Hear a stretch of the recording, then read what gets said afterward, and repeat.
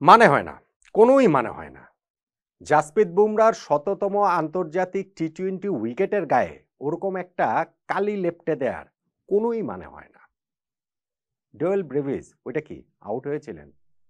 ওইটা যদি তাকে আউট না দিত তাহলে বুমরার শততম ইন্টারন্যাশনাল উইকেট ঠেকে থাকতো, এই ম্যাচেই ঠেকে থাকতো। ওই ওভারটাতেই তো তিনি কেশব মহারাজের উইকেট পেয়েছিলেন রে ভাই। ভারতের জয় ঠেকে থাকতো। ভারত তো 101 রানের বিশাল ব্যবধানে জিতেছে। তাহলে ওই রকম ভাবে তাড়াহুড়ো করে ওই আউটটা দেয়ার মানেটা আসলে কি? অবভিয়াসলি এটা টার্নিং পয়েন্ট না। ভারত যখন ম্যাচ জিতেছে 101 রানে, টি-20 সিরিজে তারা এগিয়ে গেল 1-0 ব্যবধানে। সাউথ আফ্রিকাকে তাদের ক্রিকেট ইতিহাসে এই ফরম্যাটে সর্বনিম্ন 74 রানে অল আউট করে দিল। সেইখানটাতে জাসপ্রীত বুমরা যে ডেওয়াল ব্রেভিসের উইকেটটা নিলেন সেইটা কোনোভাবেই টার্নিং পয়েন্ট না। কিন্তু টকিং পয়েন্ট নিঃসন্দেহে। যেইভাবে আউটটা দেয়া হয়েছে সেইটা ফেয়ার হয়েছে বলে আমার কাছে মনে হয়নি। দেখুন, টার্নিং পয়েন্টে যদি আলোচনা করতে চাই তাহলে সাউথ আফ্রিকা যে এইভাবে হুড়মুড়িয়ে ভেঙে পড়বে অমনটা বোঝা যায়নি। সত্যিকার অর্থে ভারত আগে ব্যাটিং করে তারা 175 রান করেছে। সেইটা আমার কাছে মনে হয়েছিল যে পার স্কোর থেকে হয়তোবা 10টা রান বেশি হতে পারে। কিন্তু ওই রান তারা করার মতো সামর্থ্য সাউথ আফ্রিকার থাকা উচিত। কটকের এই ম্যাচে উইকেটটা কঠিন ছিল এবং সাউথ আফ্রিকার পেছনের যে হিস্ট্রি, আমি যদি টি-20 ফরম্যাটের কথা বলি, যে আগামী টি-20 ওয়ার্ল্ড কাপটা এই তো মাত্র মাস দুয়েক পরেই সর্বশেষ টি-20 ওয়ার্ল্ড কাপের ফাইনালে এই দুইটা দল খেলেছিল। তাদের জন্য এইটা একটা ড্রেস রিহার্সেল। সেইখানটাতে সাউথ আফ্রিকা যেইভাবে হুড়মুড়িয়ে ভেঙে পড়লো তাদের ব্যাটিং লাইন আপ ইন্ডিয়ার বিপক্ষে, ওইটা একটা কনসার্নের জায়গা নিঃসন্দেহে।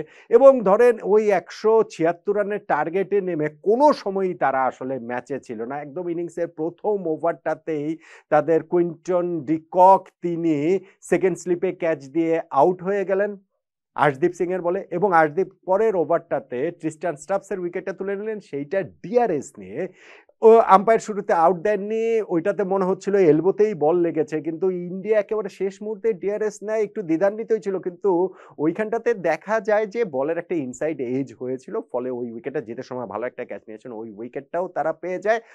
আর যখন বোলিংয়ে এসে আকসার প্যাটেল ভেরি ফাস্ট ডেলিভারিতে তিনি বোল্ড করে দিলেন এইডেন মার্করামকে, পাওয়ার প্লের মধ্যে 45 রানে 3 উইকেট সাউথ আফ্রিকা হারিয়ে ফেললো। তারা বেশ খানিকটা ব্যাকফুটে চলে যায় এবং সেই ব্যাকফুটে তারা যাওয়াটা, ওই স্লাইডটা তারা আর ঠেকাতে পারেনি, ধসটা তারা আর ঠেকাতে পারেনি। পাওয়ার প্লে শেষে হার্দিক পান্ডিয়া যেমন বল হাতে নিতেই প্রথম বলে তিনিও উইকেট তুলে নিয়েছেন ডেভিড মিলারের, সেইটাও ব্যাটারি ইনসাইডে ছিল, সেইটাও একটা ভালো ক্যাচ জিতেশ শর্মা ধরেছেন।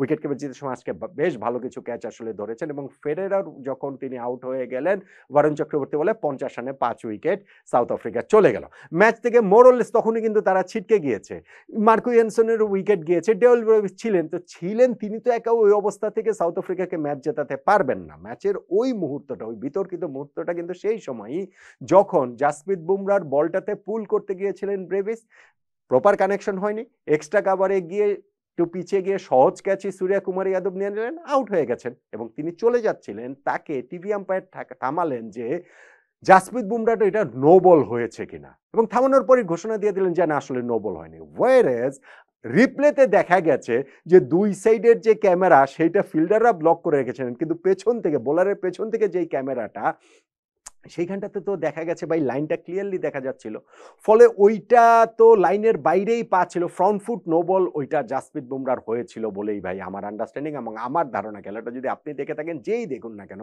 তাদের সবারই ওই আন্ডারস্ট্যান্ডিং, শুধুমাত্র টিভি আম্পায়ার বাদে। ওইটাকে যে তিনি কিভাবে নো বল ঘোষণা করলেন না, অকারণে জাসপ্রীত বুমরার এই শততম উইকেট, টি-20 উইকেটের গায়ে একটা কালি লেপ্টে দিলেন তিনি। ওই ওভারটাতেই বুমরা আরেকটা উইকেট, কেশব মহারাজের উইকেট তুলে নিয়েছেন। ভারতের সেকেন্ড বোলার হিসেবে যেটা বললাম যে শততম টি-20 উইকেট তিনি নিয়েছেন। হার্দিক পান্ডিয়াও 99 উইকেটে রয়েছেন, নেক্সট ম্যাচটাতেই হয়তোবা হয়ে যাবে।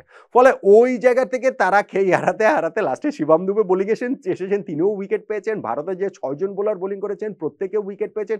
74 রানের মধ্যেই সাউথ আফ্রিকা অল আউট হয়ে গিয়েছে, 101 রানে বিশাল ব্যবধানে তারা হেরে গিয়েছে।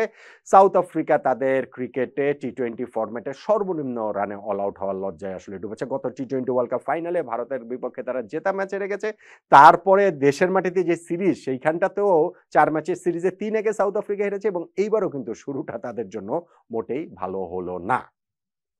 ভারতের ব্যাটিং ইনিংসের শুরুটাও কিন্তু আবার ভারতের জন্য ভালো হয়নি। বরং তারা যে ১৭৫ রানে পৌঁছে গিয়েছে সেটা একটা সময় মনে হচ্ছিল যে হবে না। মানে এত দূরে ২৫০ রানে ভারত কিভাবে যাবে? প্রথমত শুরুতেই ১৭ রানের মধ্যে তারা ২ টা উইকেট হারিয়ে ফেলল। শুভমান গিল যিনি ইনজুরি থেকে ফিরেছেন এবং ফিরেই তিনি একটা মানে ৪ মারলেন। তারপরেই তিনি আ হচ্ছে গিয়ে আরেকবার স্টেপ আউট করে মারতে গিয়ে টাইমিং এ গড়বড় করতে গিয়ে তিনি ওইখানটাতে ক্যাচ দিয়ে আউট হয়ে গেলেন। আর সূর্যা কুমার যাদব ৪ মারলেন, ছক্কা মারলেন। অনেকদিন ধরেই তিনি একটু ৪ ছক্কাই মারেন। কিন্তু টি-২০ ফরম্যাটে সূর্যাকে কিন্তু খুব একটা খুঁজে পাওয়া যাচ্ছে না। আমি দেখছিলাম এটা বোধহয় তার টানা ১৯ নাম্বার ইনিংস টি-২০ ফরম্যাটে যেইখানটাতে তিনি ৫০ করতে পারেননি এবং এর মধ্যে ৯ টা ইনিংসে তিনি আউট হয়েছেন সিঙ্গেল ডিজিটে। আজকে তো তাও ১২ রান করেছেন। কিন্তু করার পরে তিনি ওই যে তার একটা টপ এজ হয়ে লিডিং এজ হয়ে তিনি আসলে ক্যাচ দিয়ে আউট হয়ে গেলেন। ১৭ রানে ভারতের ২ উইকেট চলে গেল। আর অভিষেক শর্মাও যখন ১৭ রান করে আউট হলেন ৪৮ রানে ৩ উইকেট ভারতের গিয়েছে এবং শুরু থেকেই কিন্তু ভারতের ব্যাটিংটা খুব ওইখানটাতে কমফোর্টেবল ছিল না। শিবম দুবে এবং অক্ষর প্যাটেল চেষ্টা করেছিলেন কিন্তু এই দুইজনও যখন আউট হয়ে গেলেন তখন কিন্তু ১৪ ওভার শেষে ভারতের স্কোর গিয়ে দাঁড়ালো ওইখানটাতে ১০৪-৫ উইকেটে। তখন মনে হচ্ছিল যে ব্যাটসম্যানদের যেই ডিফিকাল্টিজের ভেতর দিয়ে যেতে হচ্ছিল এবং সাউথ আফ্রিকার বোলাররা যেভাবে ডমিনেট করছিল হয়তোবা ভারত ১৫০-১৬০ এরকম করতে পারে। সেইখান থেকে স্কোরটা ২৫০-১৭৫ পর্যন্ত চলে গেল হার্দিক পান্ডিয়ার ব্যাটিংয়ে। কি অসাধারণ ব্যাটিং তিনি করেছেন। ২৮ বলে ৫৯ রানের একটা ইনিংস খেলেছেন। ৬ টা ৪ মেরেছেন, ৪ টা ছক্কা মেরেছেন। বিরাট কোহলি, সূর্যকুমার যাদব, রোহিত শর্মার পর চতুর্থ ভারতীয় হিসেবে টি-২০ ফরম্যাটে ছক্কার সেঞ্চুরি তার হয়ে গেল ইন্টারন্যাশনালে এবং তার ওই ২১০ স্ট্রাইক রেটের যে ইনিংস সেই ইনিংসের সৌজন্যেই কিন্তু ভারত ওইরকম একটা টাফ সিচুয়েশন থেকে শেষ ৬ ওভারে ৭১ রান যোগ করে যেই কারণেই তারা ১৭৫ পর্যন্ত যেতে পারে। শেষ পর্যন্ত গিয়ে সাউথ আফ্রিকা যখন ৭৪ রানে অল আউট তখন আপনি বলতে পারেন যে ভারতের এত দূর যাওয়ার দরকার কি ছিল? তারা ১৫০ করলেও তো ম্যাচ জিতত। তারা ১২৫ করলেও ম্যাচ জিতত। অবভিয়াসলি সেটা তো আসলে বলাই যায় শেষ অংশটুকু ওই জায়গাটা দেখে। কিন্তু তারপরেও আমার কাছে মনে হয় যে ইনিংসের ওই মোমেন্টামটা যেভাবে শিফট করেছে হার্দিক পান্ডিয়ার ব্যাটিংটা, তার ওই ইনিংসটা এবং শেষ ৬ ওভারটাতে এইটা আসলে ম্যাচের কনটেক্সটে ভীষণ রকমের গুরুত্বপূর্ণ। তাহলে ভারত যে প্রথম ম্যাচটা ১০১ রানে সাউথ আফ্রিকাকে হারালো সেই জায়গাটাতে টার্নিং পয়েন্ট কোনটাকে বলবো? আমি বলছি টকিং পয়েন্ট হচ্ছে গিয়ে ওইটাই জাসপ্রীত বুমরার ১০০তম টি-২০ উইকেটটা আসলে হয় নাই। এইটা থার্ড আম্পায়ারের একটা ভুল ডিসিশন। বুমরার ওইটা নো বল ছিল, ফ্রন্ট ফুট নো বল ছিল। কিন্তু ওই আউটটা না হলেও মানে ওই উইকেটটা থার্ড আম্পায়ার যদি ভুল ডিসিশনটা নাও নিতেন তাও জাসপ্রীত বুমরার ১০০ উইকেট হতো, আজকেই হয়ে যেত। তাও ভারত জিততো, বড় ব্যবধানেই জিততো। ফাইনালে গিয়ে তো ১০১ রানে তারা জিতেছে। ফলে ওইটাকে আমার কাছে আসলে টার্নিং পয়েন্ট বলে মনে হওয়ার কোন রকম কোনো কারণ নেই। কারো কাছেই মনে হয় না। হ্যাঁ, এখন বলতে পারেন যে সাউথ আফ্রিকার ব্যাটিং এর শুরুতে তারা যেভাবে ধসে পড়েছে ৫০ রানে ৫ উইকেট চলে যাওয়া, পাওয়ার প্লেতে ৪৫ রানে ৩ উইকেট চলে যাওয়া সেইটাকেও বলতে পারেন। কিন্তু আমার কাছে সত্যিকার অর্থেই ম্যাচ শেষে ওই ইনিংসটার গুরুত্বটা মানে আপনার রেজাল্ট দেখলে কম মনে হতে পারে। কিন্তু আমার কাছে রিয়েল টার্নিং পয়েন্ট আসলে হার্দিক পান্ডিয়ার ইনিংসটাই। হার্দিক পান্ডিয়ার ওই খুনে দানবীয় বিস্ফোরক ইনিংসটাই যেইটাতে শেষ ৬ ওভারে ভারত ৭১ রান তুলেছে এবং মোমেন্টামটা পুরোপুরি নিজেদের দিকে নিয়ে এসেছে।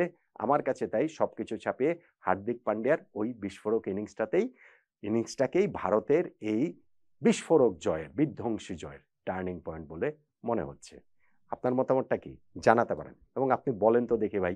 আপনি যদি খেলা দেখে থাকেন তাহলে বলেন, খেলা যদি না দেখেন তাহলে এখন ইন্টারনেটে গিয়ে YouTube এ গিয়ে আবারও হচ্ছে গিয়ে ওই আউটটা দেখে বলেন তো দেখি জাসপ্রীত বুমরা যে ১০০তম টি-২০ উইকেট পেলেন ডেওয়াল ব্রাভিসের ওইটা কি নো বল হয়েছিল না?